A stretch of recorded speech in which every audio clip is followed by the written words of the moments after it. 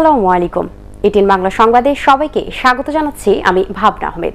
শুরুতেই জানিয়ে দিব বিআরবি কেবল সংবাদ শিরোনাম। 14 নভেম্বর এসএসসি আর 2 ডিসেম্বর শুরু হবে এইচএসসি পরীক্ষা, মানতে হবে 11 দফার নির্দেশনা।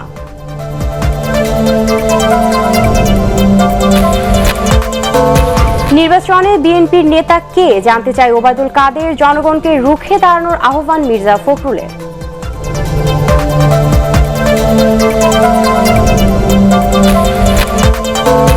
অবশেষে গতি পাচ্ছে সিরাজগঞ্জ বগুড়ার ডুয়েল গেজ রেল লাইন প্রকল্প, ঢাকার সাথে কমবে উত্তরবঙ্গের দূরত্ব।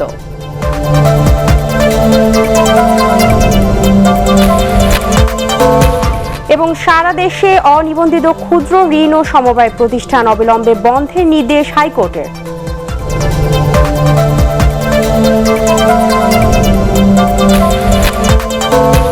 এবং দেশে ফেরত আসা অভিবাসী নারী কর্মীর সংখ্যা বাড়ছে, 60% এখন বেকার, বিলসের তথ্য।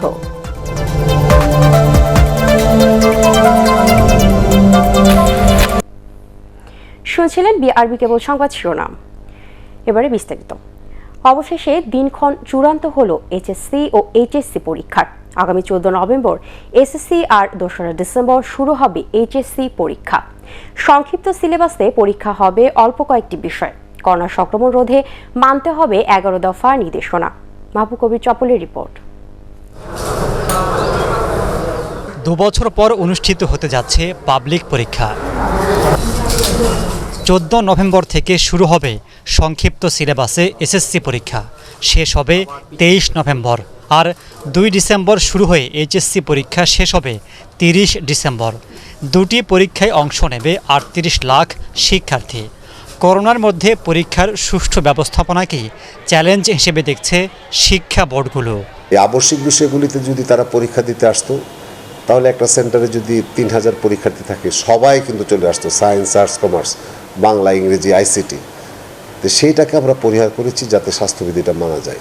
এখন সায়েন্সের ছেলে 3টা পরীক্ষা দেবে, আর্টসের ছেলে 3টা পরীক্ষা দেবে, কমার্সের ছেলে 3টা পরীক্ষা দেবে। সবগুলো হলো নৈর্বাচনিক বিষয়, মানে ইলেকটিভ যেটাকে আমরা বলি। ওই যে সাবজেক্টগুলিতে আমরা পরীক্ষা নিচ্ছি না, সেটা আমরা পূর্ববর্তী যে পরীক্ষা আছে সেই পরীক্ষার রেজাল্ট থেকে আমরা সাবজেক্ট ম্যাপিং যেটাকে আমরা বলি, সেই অনুযায়ী আমরা নাম্বারটা নির্ধারণ করব। আর এই বছর কিন্তু যেমন ধরেন বাংলায় নিচ্ছি না, ইংরেজি নিচ্ছি না, আইসিটি নিচ্ছি না, সেগুলো আমরা পূর্বতন পরীক্ষা থেকে সাবজেক্ট ম্যাপিংয়ের মাধ্যমে নিয়ে আসব। পরীক্ষার 30 মিনিট আগে শিক্ষার্থীদের কেন্দ্রে প্রবেশ করতে হবে। মাস্ক পরা, দূরত্ব বজায় রাখা সহ মানতে হবে 11 দফা বিধিনিষেধ। এসব নিশ্চিত করতে কেন্দ্র সচিবদের নির্দেশনা পাঠানো হচ্ছে। যে বেঞ্চে আগে 2 জন বসতো, সেখানে হয়তো আমরা 1 জন বসাবো, একটু গ্যাপ দিয়ে বসাবো। এবং ঢোকার সময় তার তাপমাত্রা মাপতে হবে, তার হাত ধোয়ার ব্যবস্থাটা থাকতে হবে, তার স্যানিটাইজার ব্যবহার করার পরিস্থিতি থাকতে হবে।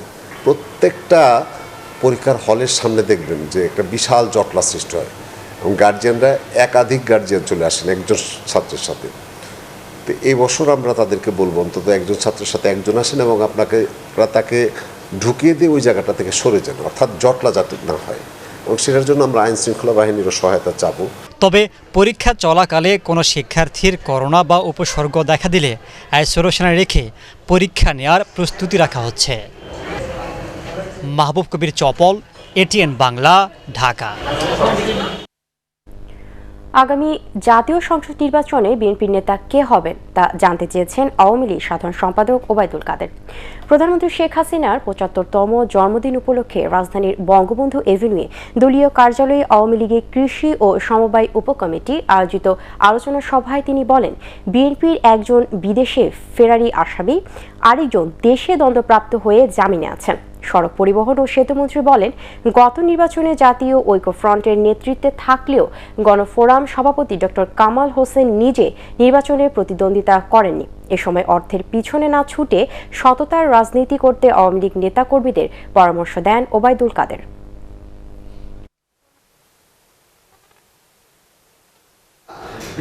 আমি বিএনপিকে প্রশ্ন করতে চাই এবং বলতে চাই,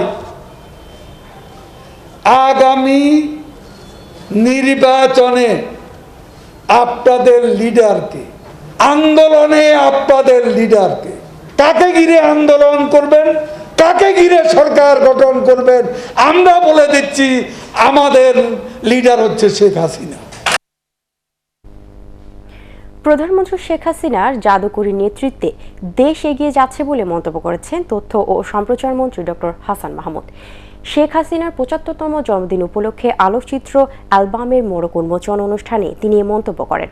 তথ্যমন্ত্রী আরও বলেন, আওয়ামী লীগ দীর্ঘমেয়াদে ক্ষমতায় আছে বলেই এই পরিবর্তন, যা প্রশংসিত হচ্ছে দেশ বিদেশে।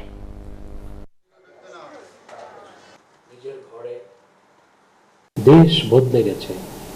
আকাশ থেকে ঢাকা শহরে চেনা যায় না, আকাশ থেকে চট্টগ্রাম শহরও চেনা যায় না, আকাশ থেকে কোনো কুড়েঘর খুঁজে পাওয়া যায় না।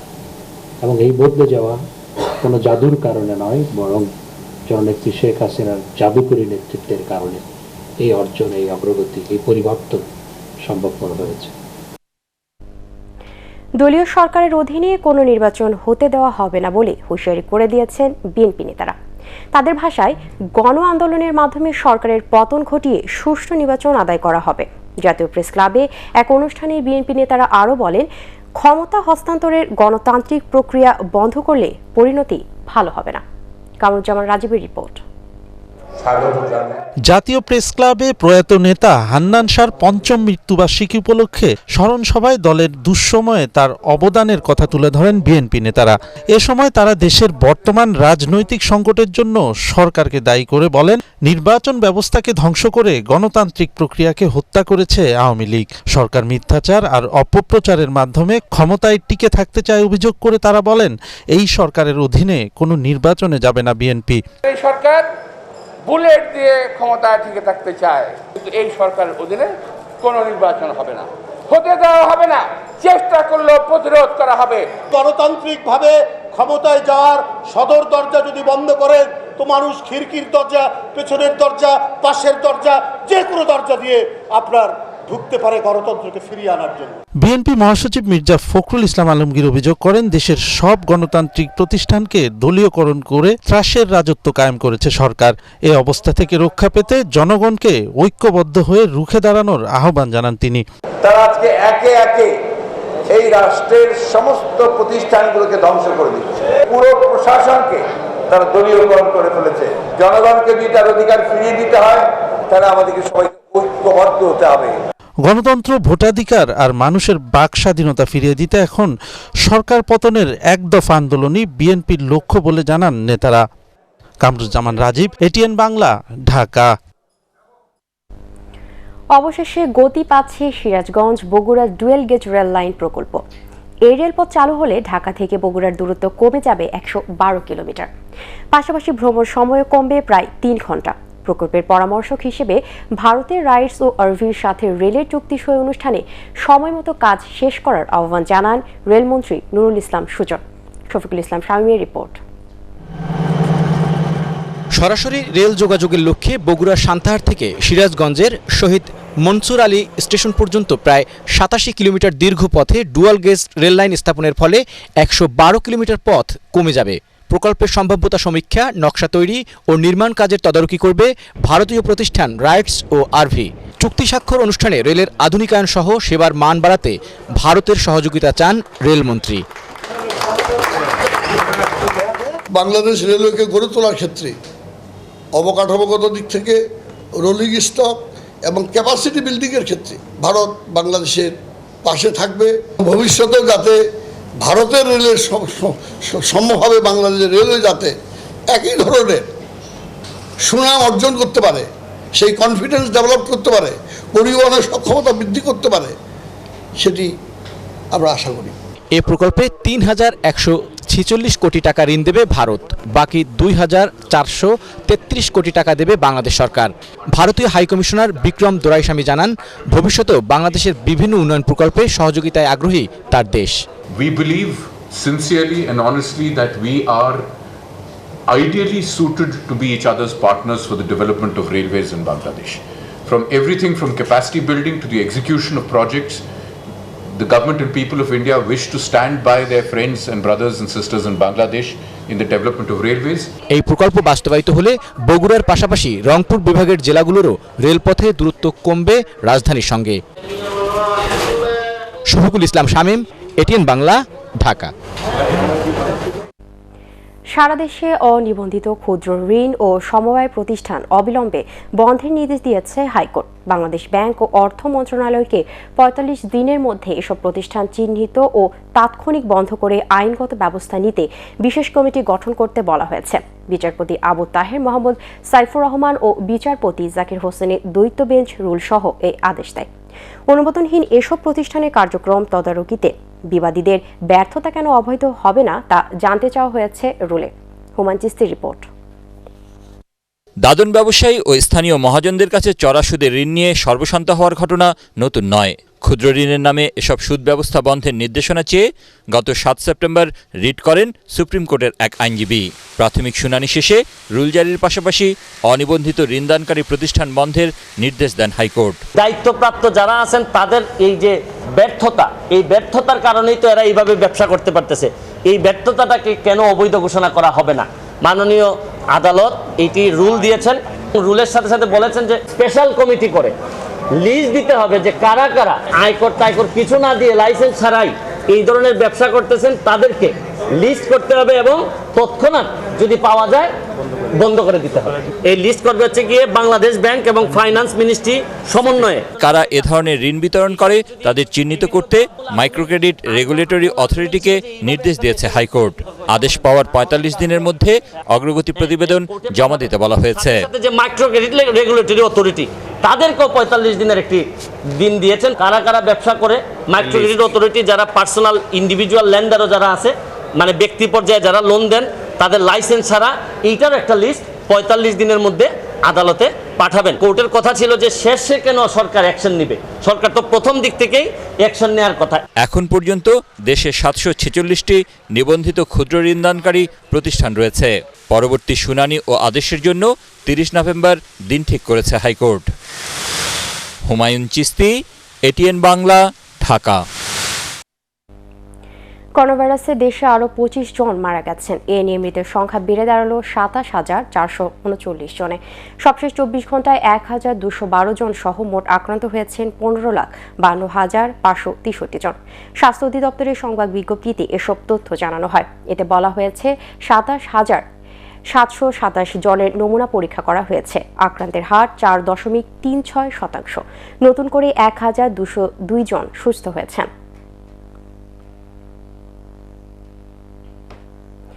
দেশে ফেরত আসা অভিবাসী নারী কর্মীর সংখ্যা বাড়ছে। তাদের মধ্যে ৬০% এখন বেকার। Bangladesh institute of labour studies BILS এসব তথ্য জানায়। এই অবস্থায় ফিরে আসা নারী কর্মীদের সরকারের সামাজিক সুরক্ষা বলয়ে আনা ও বিনা সুদে ঋণ দেওয়া সহ ১৫ দফা সুপারিশ করেছে বিলস। শারফুল আলমের রিপোর্ট। পরিসংখ্যান অনুযায়ী বিদেশে প্রবাসী বাংলাদেশের সংখ্যা এখন ১,২০,০০,০০০ মতো। তাদের মধ্যে ১/৩ নারী শ্রমিক, যারা কাজ করছেন মধ্যপ্রাচ্যের দেশগুলোতে। প্রতি বছর গড়ে ৭৭,০০০ নারী কর্মী বিদেশে গেলেও সাম্প্রতিক সময়ে তাদের ফিরে আসার হারও বাড়ছে। চলতি বছরের প্রথম ৮ মাসে দেশে এসেছেন ৪৪,০০০ নারী কর্মী। বিলসের গবেষণায় জানানো হয়, মালিকের কাছে আকামা ও পাসপোর্ট থাকায় পূর্ব প্রস্তুতি ছাড়াই ৭৬% নারী কর্মী জোরপূর্বক দেশে ফেরত আসেন। সর্বস্ব হারিয়ে দেশে আসা এসব নারী কর্মীদের বিনিয়োগের কোনো সামর্থ্য থাকে না। এমন অভিবাসী নারী কর্মীর সংখ্যা ৮০%। ফিরে আসা নারী শ্রমিকদের আমরা দেখছি যে ৬০%ই এখন হচ্ছে বেকার, তাদের কোনো কাজ নেই এবং তারা সহজ কথায় যদি আমরা বলি হাউস ওয়াইফ হিসেবে তারা কাজ করছে। প্রতি ৩ জনে আমরা একজন দেখেছি যে তাদের যে অর্থনৈতিক অবস্থা আগের চেয়ে খারাপ হয়েছে। বিদেশ যাওয়ার আগে যে অর্থনৈতিক অবস্থা ছিল আরও খারাপ হয়েছে। ফিরে আসা এসব নারী কর্মীরা ঋণ পেতেও হয়রানির শিকার হন। সামাজিক ও অর্থনৈতিকভাবে তাদের অংশগ্রহণও কমে যায়। অনেকাংশে তারা সামাজিক স্বীকৃতিও পান না বলে অভিযোগ রয়েছে। ফলে ২৭% নারী কর্মী আবারও বিদেশে ফেরত যেতে চান। তারা বিদেশে যেয়ে যখন কাজ করে তখন তাদের অভিজ্ঞতা নেতিবাচক, সেটাও আমরা অনেকেই জানি। ফিরে আসার পরে তাদের স্বাস্থ্য, তাদের পুনর্বাসন, তাদের আর্থসামাজিক অবস্থাটিও আরও ভয়ানক। দেশে আসা প্রবাসী নারী কর্মীদের অভিজ্ঞতা কাজে লাগাতে নতুন নতুন উন্নয়ন প্রকল্পে তাদের অংশগ্রহণের সুযোগ তৈরির পরামর্শ দেওয়া হয় সংবাদ সম্মেলন থেকে। শারফুল আলম, এটিএন বাংলা, ঢাকা। সাভারের আলোচিত পারুল হত্যা মামলার মূল পরিকল্পনাকারী সহ 3 জনকে গ্রেপ্তার করেছে পিবিআই। ইউনিয়ন পরিষদ নির্বাচনে প্রতিপক্ষকে ফাঁসানোর জন্য নিরপরাধ পারুলকে হত্যা করা হয়। সংবাদ সম্মেলনে পিবিআই প্রধান বনজ কুমার মজুমদার এসব তথ্য জানিয়ে বলেন, মাত্র 5,000 টাকার জন্য জামালে হত্যাকাণ্ড ঘটায়। শফিল আলম সুজনের রিপোর্ট। চলতি মাসের 8 তারিখ সাভারের বক্তারপুরে খুন হন পারুল বেগম। হত্যার রহস্য উদ্ঘাটনে সাভার থানা পুলিশ তদন্ত শুরু করে। এর পাশাপাশি নিজ উদ্যোগে মামলাটি তদন্ত শুরু করে পিবিআই। ঘটনার সময় পারুলের মরদেহের কাছে পাওয়া যায় বিল্লাল সর্দার নামের এক ব্যক্তির জাতীয় পরিচয়পত্র। তদন্তের পর জানা যায় ঘটনার সময় তিনি ঘটনাস্থলেই ছিলেন না। পরে তার দেয়া তথ্যের ভিত্তিতে গ্রেফতার করা হয় বিল্লাল সর্দারের রাজনৈতিক প্রতিপক্ষ হালিম হাওলাদারকে। মামলা ডিটেক্ট করেই ছাড়ব গ্রামেগঞ্জের মামলা। গ্রেফতারের পর হালিম জানান 20 সেপ্টেম্বর ইউনিয়ন পরিষদ নির্বাচনে মেম্বার হিসেবে নিজে জয়ী হতে প্রতিপক্ষ বিল্লাল সর্দারকে ফাঁসানোর পরিকল্পনা করেন, আর এজন্যই ফেরি করে কাপড় বিক্রেতা পারুল বেগমকে হত্যার পর বিল্লাল সর্দারের এনআইডি কার্ড রাখা হয় তার মরদেহের পাশে। চিন্তা করেন যে একে যদি কোনো বড় মামলায় ফাঁসানো যায় বা কোনো মামলায় যদি ঢুকানো যায় তাহলে তিনি হয়তো মেম্বার ইলেকশনে নির্বাচিত হবেন। পরিকল্পনা অনুযায়ী জামাল নামের এক ব্যক্তি পারুল বেগমের সাথে প্রেম করে বিয়ের প্রলোভন দেখিয়ে সাভারের বক্তারপুরে স্বামী স্ত্রী পরিচয় তারা 7 সেপ্টেম্বর বাসা ভাড়া নেন। ওই রাতেই জামাল ওড়না পেঁচিয়ে পারুলকে হত্যা করেন। পারুল বেগমও একটি আশ্রয় চাচ্ছিলেন, সেই আশ্রয়তে গিয়ে তারা এই দম্পতি বিয়ে করবেন মর্মে ঠিকঠাক করে তারা এই বাসাটি ভাড়া নেন। ভাড়া নিয়ে রাত্রে খেয়ে দিয়ে ঘুমিয়ে পড়েন এবং রাত্রে এই পারুল বেগমের একটি আকাশি রঙের ওড়না দিয়ে গলা চিপে হত্যা করে সে পিছন থেকে বেরিয়ে আসেন। যে নির্বাচনকে কেন্দ্র করে এ হত্যাকাণ্ড, সেই নির্বাচনে অভিযুক্ত হালিম হাওলাদার এবং যাকে হারানোর জন্য এই হত্যাকাণ্ড সেই বিল্লাল সর্দার কেউই নির্বাচনে জিততে পারেনি। শফিল আলম সুজন, এটিএন বাংলা, ঢাকা। করোনা মহামারীর কারণে দেশের পর্যটন শিল্পের ক্ষতি পুষিয়ে ওঠা এবং এই খাতের বিকাশে 1,500 কোটি টাকা প্রণোদনা দিয়েছে সরকার। বিশ্ব পর্যটন দিবস উপলক্ষে আয়োজিত অনুষ্ঠানে বেসামরিক বিমান পরিবহন ও পর্যটন প্রতিমন্ত্রী মাহবুব আলী এই তথ্য জানান। এ সময় নতুন পর্যটন এলাকা তৈরি ও স্পটের পরিসর আরও বাড়ানোর উদ্যোগ নিয়ে সরকারকে পরামর্শ দেন বিশ্লেষকরা। ইমদাদুল্লাহ বাবুর রিপোর্ট। করোনায় বিশ্বের অন্যান্য দেশের মতো প্রায় 19 মাস ধরে নানা সমস্যা পার করছে দেশের পর্যটন শিল্প। লকডাউনের কারণে পর্যটন কেন্দ্র বন্ধ থাকা, বিদেশ থেকে পর্যটক না আসা এবং অভ্যন্তরীণ পর্যটকদের বিচরণ কমে যাওয়ায় এ খাতে নেমে এসেছে বিপর্যয়। মহামারী চলাকালে পর্যটন শিল্পে ক্ষতি হয়েছে প্রায় 1,500 কোটি টাকা। বিশ্ব পর্যটন দিবস উপলক্ষে আয়োজিত আলোচনা অনুষ্ঠানে বক্তারা বলেন, এই ক্ষতি পুষিয়ে উঠতে এই শিল্পে নতুন নতুন ক্ষেত্র তৈরির পাশাপাশি প্রয়োজন প্রণোদনার অর্থ দ্রুত ছাড়ে ব্যবস্থা নেয়া। আমি আকুল আবেদন জানাবো সরকার কর্তৃক যে কোনো সুযোগ সুবিধা, বিশেষ করে ডিউটি ফ্রি ভেহিকলস, আমাদের ঋণ সুবিধা মাননীয় প্রধানমন্ত্রী ঘোষণা করেছেন, ওই জায়গায় যদি আমাদেরকে অন্তর্ভুক্তি করতে পারেন তাহলেই অন্তর্বর্তী প্রবৃত্তি হবে।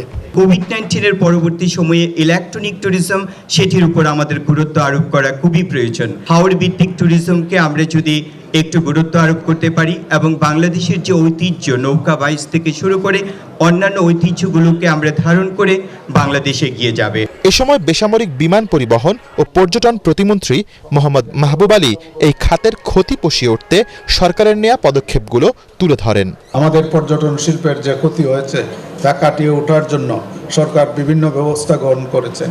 বাংলাদেশ পর্যটন শিল্পের বিভিন্ন উপখাতের ব্যবসায় জড়িত পর্যটন অংশীজনের সহায়তার জন্য গণপ্রজাতন্ত্রী বাংলাদেশ সরকারের মাননীয় প্রধানমন্ত্রী জননেত্রী শেখ হাসিনা এখন পর্যন্ত 1,500 কোটি টাকা প্রণোদনা ঘোষণা করেছেন। পরে দিবস উপলক্ষে বর্ণাঢ্য শোভাযাত্রা বের করা হয়।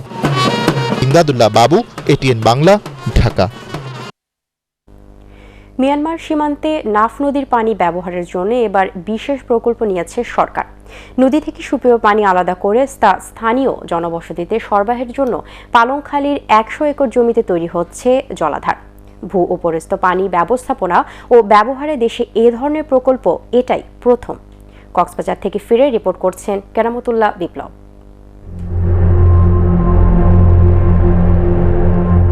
দুই দেশের সীমান্ত আলাদা করা নাফ নদীর দৈর্ঘ্য 63 কিলোমিটার। মিয়ানমারের পাহাড় থেকে নেমে কক্সবাজারের সাগরে মেশা এই নদীর পানি একেবারেই স্বচ্ছ, কোথাও কোথাও গভীরতা 400 ফুটেরও বেশি। উখিয়ার পালংখালীর যে অংশ দিয়ে নাপ বাংলাদেশে ঢুকেছে সেখানেই হচ্ছে এই প্রকল্প। বর্ষা মৌসুমে যখন আপস্ট্রিমে প্রচুর বৃষ্টিপাত হয় আরাকানের পাহাড়ে, যে ফ্রেশ ওয়াটার একটা ডিসচার্জ আসে এবং নদীর পানি অলমোস্ট ফ্রেশ হয়ে যায়, মানে অলমোস্ট স্যালাইন ফ্রি হয়। নদী তীরের আঞ্জুমান পাড়ায় প্রকল্পটি হচ্ছে আব্দুল লতিফ চৌধুরী ওয়াকফ এস্টেটের 100 একর জমি জুড়ে। এশীয় উন্নয়ন ব্যাংক এডিবি ও এলজিআরডি মন্ত্রণালয়ের যৌথ উদ্যোগে 2022 সালের মধ্যেই এর কাজ শেষ হওয়ার কথা। এটা রুরাল এরিয়া ছিল এবং এখানকার লোকজন যে ভালো পানির একটা সুব্যবস্থা হয়েছে সেটার জন্য প্রধানমন্ত্রীকে আপনার ধন্যবাদ জ্ঞাপন করছি। স্যালাইন ওয়াটারকে পিউরিফাই করা, তারপরে দিয়ে রেইন ওয়াটার হারভেস্টিং এর ব্যবস্থা করা, তারপরে আপনার সেখানে বিভিন্ন ধরনের fond water sweet water retaining fond করার ব্যবস্থা করা, ভিন্ন ভিন্ন প্রকল্প কাজ করা হচ্ছে। উখিয়া টেকনাপে সুপেয় পানির সংকট সারা বছরই তীব্র। অনেক এলাকায় মাটির 40-50 ফুট গভীরেও লবণাক্ত পানি। পালংখালীর এই প্রকল্প পানির সেই সংকট দূর করবে, তাই খুশি স্থানীয়রা। এটা পানির যে ঘাটতি সেটা এক্সট্রা পূরণ করবে, আর আমরা অবশ্যই এটা আমাদের জন্য আশীর্বাদ। এরকম প্রজেক্ট প্রতিটা এলাকায় করা উচিত। এলাকায় করে ভূগর্ভস্থ পানির উপর চাপ কমিয়ে সারফেস ওয়াটারটাকে মানুষের খাওয়ার উপযোগী করার জন্য। প্রাকৃতিক ভারসাম্য রক্ষায় প্রধানমন্ত্রীর দেয়া নির্দেশনা থেকেই এখন ভূগর্ভস্থ পানির ব্যবহার কমিয়ে বৃষ্টি, ঝর্ণা ও নদীর পানি ব্যবহারের এমন প্রকল্প নেওয়া হচ্ছে বলে জানান কর্মকর্তারা। মিয়ানমার সীমান্ত লাগোয়া বাংলাদেশি এই গ্রামগুলোতে একসময় সুপেয় পানির প্রচণ্ড রকমের সংকট ছিল। ধীরে ধীরে তা কেটেছে, কিন্তু এখন নতুন সংকট তৈরি হয়েছে পানি ব্যবহারের ফলে নানা রকমের রোগবালাই। আর তা নিরসনের জন্যই সরকারের বিভিন্ন পর্যায় থেকে বিশেষজ্ঞরা যে উপায় খুঁজে বের করেছেন তাকেই এখন শ্রেষ্ঠ বলা হচ্ছে। তারা অনেকেই বলছেন এ ধরনের প্রকল্পের ফলে খুব শিগগিরই এই এলাকার মানুষের সুপেয় পানির সংকট মিটবে, একই সাথে কমে যাবে অসুখ বিসুখও। কেরামতুল্লাহ বিপ্লব, এটিএন বাংলা, পালংখালী, কক্সবাজার। জাতির পিতা বঙ্গবন্ধু শেখ মুজিবুর রহমানের জাতিসংঘে ভাষণ দেওয়ার দিন 25 সেপ্টেম্বরকে তৃতীয়বারের মতো বাংলাদেশি ইমিগ্রান্ট ডে ঘোষণা করা হয়েছে। মুক্তধারা ফাউন্ডেশনের প্রচেষ্টায় নিউ ইয়র্ক স্টেট আইনসভায় দীর্ঘ শুনানির পর তা সর্বসম্মতিতে পাশ হয়। নিউ ইয়র্ক থেকে কানু দত্তের রিপোর্ট, জানাচ্ছেন নিয়াজ্জামান সজীব। নিউ ইয়র্কে 2019 সাল থেকে 25 সেপ্টেম্বর বাংলাদেশি ইমিগ্রান্ট ডে হিসেবে পালন করা হয়। এর মধ্য দিয়ে যুক্তরাষ্ট্রে অন্যান্য অগ্রসর জাতির অভিবাসীদের সাথে বাংলাদেশিরাও যুক্ত হলো। এর আগে নিউ ইয়র্ক রাজ্যের সিনেটে একটি সেশনে আলোচনার পর আইন পরিষদে এই সিদ্ধান্ত গৃহীত হয়। এবছর তৃতীয়বারের মতো বিষয়টি সিনেটের আইন পরিষদে নবায়ন হলো। এদিকে মুক্তধারা ফাউন্ডেশনের আয়োজনে নিউ ইয়র্কে বাংলাদেশি ইমিগ্রান্ট ডে পালিত হয়েছে। স্থানীয় সময় শনিবার জ্যাকসন হাইটসের জুইশ সেন্টার মিলনায়তনে দিবসটি উদযাপনে অংশ নেন প্রবাসী বাংলাদেশিরা। 1000 বছরের শ্রেষ্ঠ বাঙালি বঙ্গবন্ধু শেখ মুজিবুর রহমান এদিন যে বাংলায় ভাষণ দিয়েছিলেন, সেদিনটি আমাদের জন্য অত্যন্ত গৌরবের। পররাষ্ট্রমন্ত্রী ডক্টর এ.কে. আব্দুল মোমেন আয়োজকদের শুভেচ্ছা জানিয়ে বলেন, আগামী বছর সেপ্টেম্বর মাসে বাংলাদেশি ইমিগ্রান্ট ডে আরও জাঁকজমকভাবে পালন করা হবে। এই মাসে বঙ্গবন্ধু এই নিউ ইয়র্কে এসেছিলেন। 25 সেপ্টেম্বর বাংলাদেশি ইমিগ্রান্ট ডে হিসাবে এই নিউ ইয়র্ক স্টেটে ঘোষিত হয়েছে। আমি আগামীতে আশা করব যে 25 সেপ্টেম্বর আপনার এই নিউ ইয়র্কে এই বাংলাদেশি ইমিগ্রান্ট র্যালি চালু হবে। পররাষ্ট্রমন্ত্রী আরও বলেন, বৈশ্বিক জলবায়ু সংকট, দারিদ্র্য মোকাবেলার যেসব ইস্যু এখন অধিবেশনে আলোচিত হয় তা 1974 সালেই বঙ্গবন্ধু জাতিসংঘে তুলে ধরেছিলেন। নিয়াজ্জামান সজীব, এটিএন বাংলা। আগামী 1 অক্টোবর দুবাইয়ে শুরু হতে যাওয়া ওয়ার্ল্ড এক্সপোতে অংশ নেবে বাংলাদেশ। থাকবে নিজস্ব স্টল। এ উপলক্ষে সচিবালয়ের সংবাদ সম্মেলনে বাণিজ্য মন্ত্রী টিপু মুন্সি বলেন, বাংলাদেশে ব্যবসায়িক পরিবেশ ও বিভিন্ন খাতে বিনিয়োগের সম্ভাবনা তুলে ধরতে এতে অংশগ্রহণ করা হচ্ছে। এতে ব্যয় হবে 17 কোটি টাকা। এই মেলা চলবে 6 মাস। যে মেলাটায় আমরা এখনের কথা বলছি সেখানে ফোকাস করাটাও বড় জিনিস, প্রোডাক্ট ফোকাস করা, আমাদের দেশটাকে তুলে ধরা। আমরা যে 100টা জোন করেছি সেখানেও আমরা সে কথাগুলো বলবো। সব কিছু মিলে আমরা একটা আগের পুরনো অভিজ্ঞতা মানে ভালো না হওয়া বা ভালো হওয়া এইসব অভিজ্ঞতা নিয়েই চেষ্টা করছি। এবার 6 মাসের এর একটা ব্যতিক্রমী মেলা, এত লম্বা সময় ধরে তো আমরা কখনো যাইনি। তো দেখা যাক, আমরা চেষ্টা করব সর্বোচ্চ অ্যাটেনশন দিয়ে কিন্তু বাংলাদেশকে আকৃষ্ট করা যায়।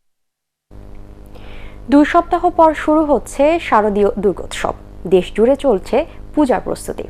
সনাতন ধর্মাবলম্বীদের সবচেয়ে বড় এই উৎসবকে ঘিরে প্রতিমা তৈরিতে ব্যস্ত সময় পার করছেন কারিগররা।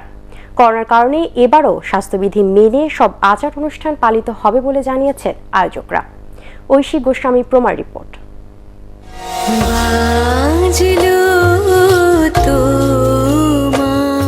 আকাশে থোকা থোকা সাদা মেঘ আর প্রকৃতির কোলে কাশফুলের দোলা। দেবী দুর্গাকে স্বাগত জানাতেই যেন প্রকৃতি সেজে উঠেছে তার চিরচেনা রূপে। সনাতন ধর্মাবলম্বীদের সবচেয়ে বড় উৎসব শারদীয় দুর্গাপূজাকে ঘিরে দেবীর প্রতিমা গড়তে দিনরাত ব্যস্ত সময় পার করছেন কারিগররা। কাজ শেষ করে রং ধরুম, আর হইলো আরো চারটা বানাইছি, উত্তরা বানাইছি, কাইলাকুর বানাইছি, দামরাই বানাইছি। রাজধানীর তাঁতিবাজার ও শাঁখারী বাজার সহ বিভিন্ন মন্দিরগুলোতেও চলছে প্রতিমা তৈরির বিশাল কর্মযজ্ঞ।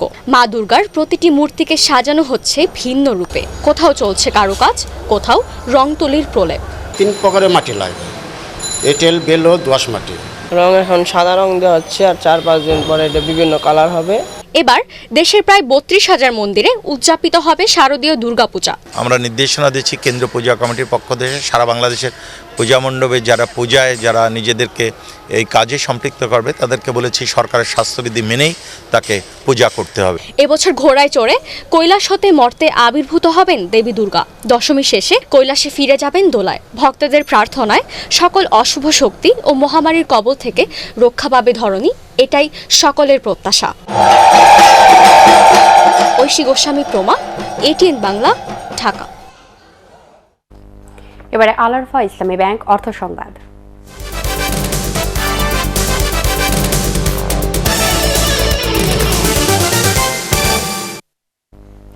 মাত্র 250 টাকায় কিডনি ডায়ালাইসিস সেবা শুরু করেছে রাজধানীর মগবাজারে আদ্দিন মেডিকেল কলেজ হাসপাতাল। অত্যাধুনিক ও পরিচ্ছন্ন পরিবেশে ব্যয়বহুল এই চিকিৎসা স্বল্প টাকায় পেয়ে কৃতজ্ঞ রোগী ও স্বজনরা। এই উদ্যোগে বিত্তবানদের এগিয়ে আসার আহ্বান জানিয়েছেন আদ্দিন হাসপাতালের মহাপরিচালক নাহিদ ইয়াসমিন। শফিল আলম সুজনের আরেকটি রিপোর্ট। রাজধানীর মগবাজারের আদ্দিন মেডিকেল কলেজ হাসপাতালে গত 16 সেপ্টেম্বর 18 শয্যার অত্যাধুনিক কিডনি ডায়ালাইসিস ওয়ার্ড উদ্বোধন করা হয়। আদ্দিন ফাউন্ডেশনের নির্বাহী পরিচালক ডাক্তার শেখ মুহিউদ্দিন গরিব অসহায় রোগীদের কিডনি ডায়ালাইসিসের জন্য নামমাত্র মূল্যে সেবা দেওয়ার ঘোষণা দেন। আজ থেকে দরিদ্র রোগীদের জন্য মাত্র 250 টাকায় এই সেবা কার্যক্রম শুরু হয়েছে। ইতিমধ্যে দেশের বিভিন্ন প্রান্ত থেকে রোগীরা সেবা নিতে আদ্দিন হাসপাতালে আসছেন। সুযোগটা গরিব মানুষদের দেওয়া হয়, আমাদের মতো অসহায়, তাহলে হয়তো আমরা একটু উপকৃত হবে। এই রোগীটার পিছনে একজন ফ্যামিলির মানুষের অনেক খরচ হয়। আদ্দিন হসপিটালকে প্রথমে ধন্যবাদ, এরপরে কৃতজ্ঞতা জানাই। আদ্দিন হাসপাতাল সমূহের মহাপরিচালক প্রফেসর ডাক্তার নাহিদ ইয়াসমিন বলেন, যারা অর্থের অভাবে কিডনি ডায়ালিসিসের মতো ব্যয়বহুল চিকিৎসা করতে পারছেন না তাদের জন্য এই সুযোগ। যারা কিনা পারেন মানুষকে এভাবে সেবা দিতে, তারা যেন আমাদের মতো করেই সেই সমস্ত রোগীর পাশে সেবার হাত বাড়িয়ে দেয়, সাহায্যের হাত বাড়িয়ে দেয়, সহযোগিতার হাত বাড়িয়ে দেয়, যাতে করে চিকিৎসার অভাবে কোনো রোগী যেন চিকিৎসার অভাবে মৃত্যুবরণ না করে। আদ্দিন মেডিকেল কলেজ হাসপাতালের কিডনি ডায়ালাইসিস ওয়ার্ডের বিভাগীয় প্রধান জানান, কিডনি রোগীদের নামমাত্র খরচে সর্বোচ্চ সেবা দেওয়ার চেষ্টা চলছে। আমরা যখন দেখি যে একটা রোগী তার অর্থের অভাবে ধুকে ধুকে মরে যাচ্ছে এবং ওই পেশেন্টকে যখন আমরা কোনোভাবে হেল্প করতে পারি তখন যে প্রশান্তি পাওয়া যায়, এটা আসলে কোনোভাবে আমি ডক্টর হিসেবে আমি ভাষায় প্রকাশ করতে পারবো না। শফিল আলম সুজন, ATN বাংলা, ঢাকা। রাজধানীর ধানমন্ডি 27 নম্বরে যাত্রা শুরু করল পুমার নতুন ফ্ল্যাগশিপ স্টোর। বাংলাদেশি পুমার exclusive franchise partner DBL group স্টোরটি লঞ্চ করে। DBL গ্রুপের chairman Abdul Wahed, vice chairman M.A. Rahim, উপব্যবস্থাপনা পরিচালক ও প্রধান নির্বাহী কর্মকর্তা M.A. কাদের এ সময় উপস্থিত ছিলেন। অনুষ্ঠানে জানানো হয়, জনপ্রিয়তার ধারা ধরে রাখতে দেশের বিভিন্ন স্থানে পুমার নিজস্ব সেন্টার স্টোর লঞ্চের পরিকল্পনা রয়েছে।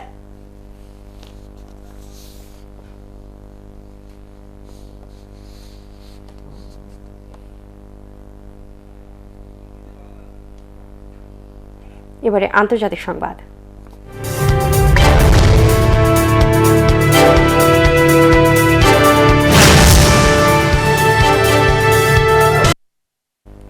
জার্মানির জাতীয় নির্বাচনে অল্পের জন্য হেরে গেছে বিদায়ী চ্যান্সেলর অ্যালেঙ্গা ম্যার্কেলের দল।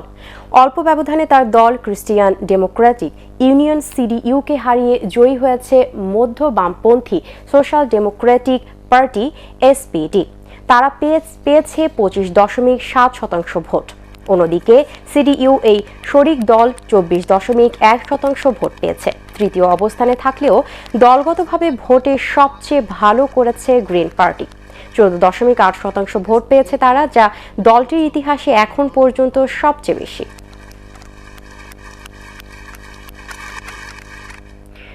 ভারতে বিতর্কিত কৃষি আইন বাতিলের দাবিতে কৃষকদের ভারত বনধ কর্মসূচি চলছে।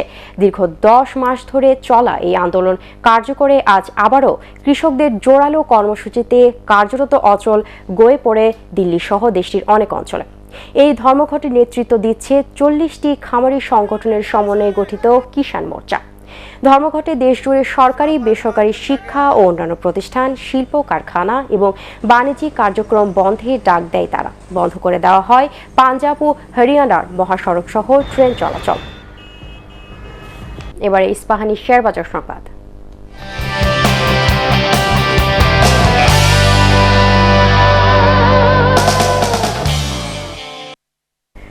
ঢাকা স্টক এক্সচেঞ্জে আজ লেনদেন কমলেও সূচক বেড়েছে। প্রধান মূল্য সূচক DACX 14 পয়েন্ট বেড়ে ৭,২৫১ পয়েন্টে অবস্থান করছে। এছাড়া সরিয়া সূচক 4 ও 30 সূচক 10 পয়েন্ট বেড়েছে। দিন শেষে লেনদেন হয় ১,৯৮০ কোটি ৮৭ লাখ টাকার শেয়ার ও মিউচুয়াল ফান্ডের ইউনিট। লেনদেন হওয়া ৩৭৬টি কোম্পানির মধ্যে দাম বেড়েছে ১৪১টি, কমেছে ২০২টি এবং অপরিবর্তিত রয়েছে ৩৩টি প্রতিষ্ঠানের শেয়ারের দাম।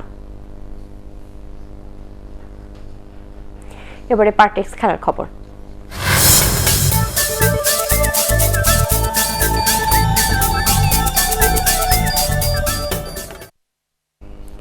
এবারের সাফ ফুটবল চ্যাম্পিয়নশিপ জিতে 1.5 যুগের শিরোপা খরা ঘোচাতে চায় বাংলাদেশ। বাফুফে ভবনের সংবাদ সম্মেলনে এই কথা জানান দলের খেলোয়াড় ও কর্মকর্তারা।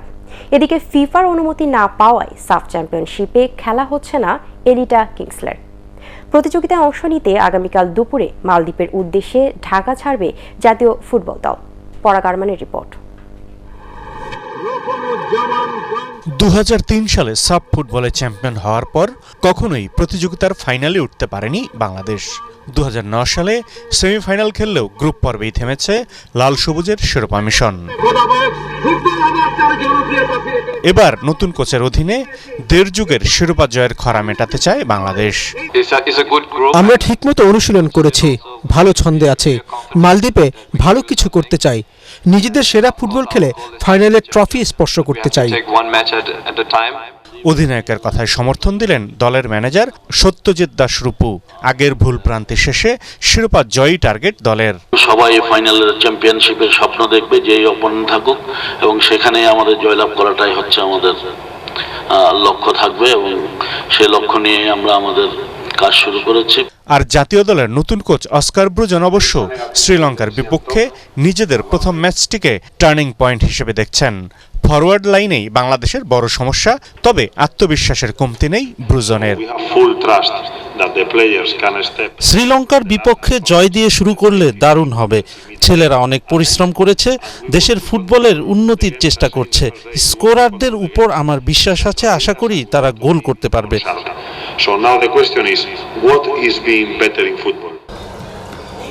মালদ্বীপের উদ্দেশ্যে দেশ ছাড়ার আগেই বাংলাদেশ দলের সদস্যদের কোভিড পরীক্ষা করানো হয়েছে বলে সংবাদ সম্মেলনে জানানো হয়। পরাগ আরমান, এটিএন বাংলা, ঢাকা। বিসিবি নির্বাচনে যারা মনোনয়নপত্র তুলেছেন তারা সবাই জমা দিয়েছেন। ফলে 3 ক্যাটাগরিতে 23 পদের বিপরীতে 16টি পদের জন্য নির্বাচন হতে যাচ্ছে। ক্যাটাগরি 1-এ ঢাকা ও রাজশাহী বিভাগের 3টি পদের জন্য মনোনয়নপত্র জমা দিয়েছেন 6 জন। তবে মূল লড়াইটা হবে ক্লাব ক্যাটাগরিতে। সেখানে 12 পদের জন্য মনোনয়নপত্র জমা দেন 17 কাউন্সিলর। বিস্তারিত মুমিনুর রিপনের রিপোর্টে।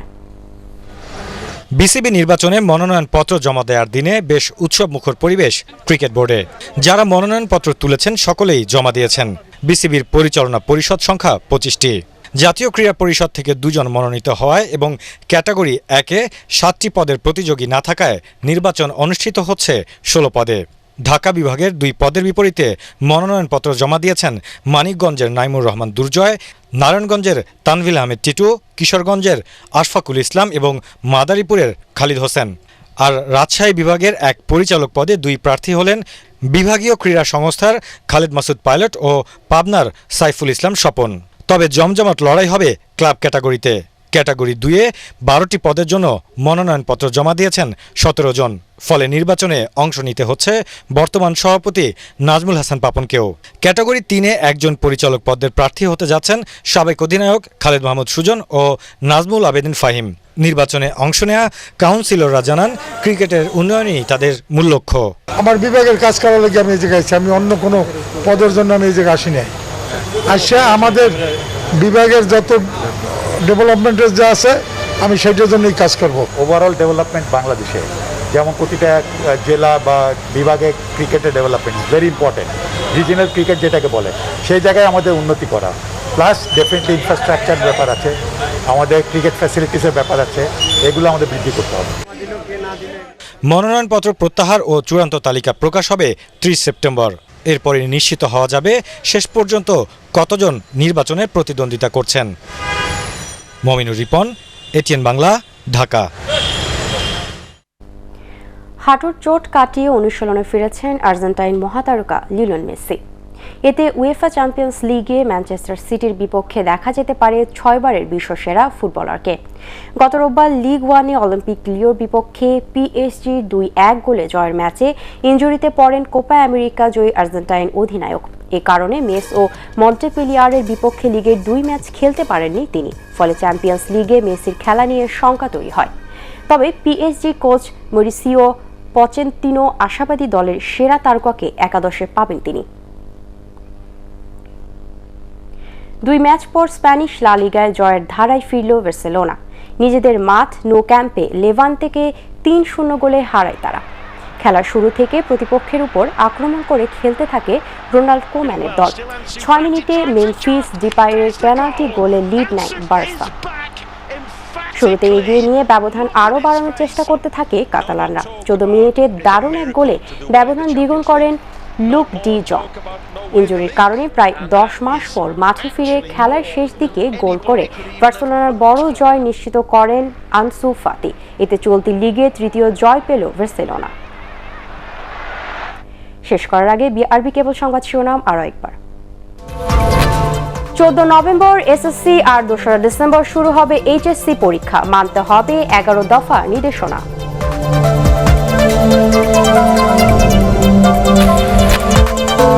নির্বাচনে বিএনপির নেতা কে জানতে চান ওবায়দুল কাদের। জনগণকে রুখে দাঁড়ানোর আহ্বান মির্জা ফখরুলের।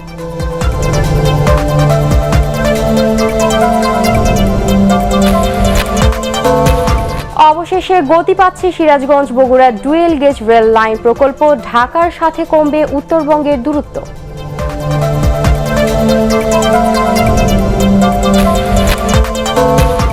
সারা দেশে অনিবন্ধিত ক্ষুদ্র ঋণ ও সমবায় প্রতিষ্ঠান অবিলম্বে বন্ধের নির্দেশ হাইকোর্টের।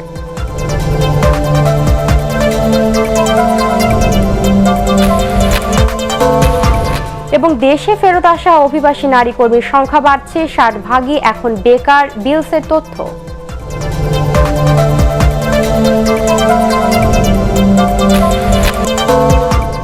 পরবর্তী সংবাদ দেখার আমন্ত্রণ জানিয়ে এখনকার মতো শেষ করছি। করোনা ভাইরাস থেকে নিজেকে সুরক্ষিত রাখতে মাস্ক পরুন এবং বারবার হাত পরিষ্কার করুন।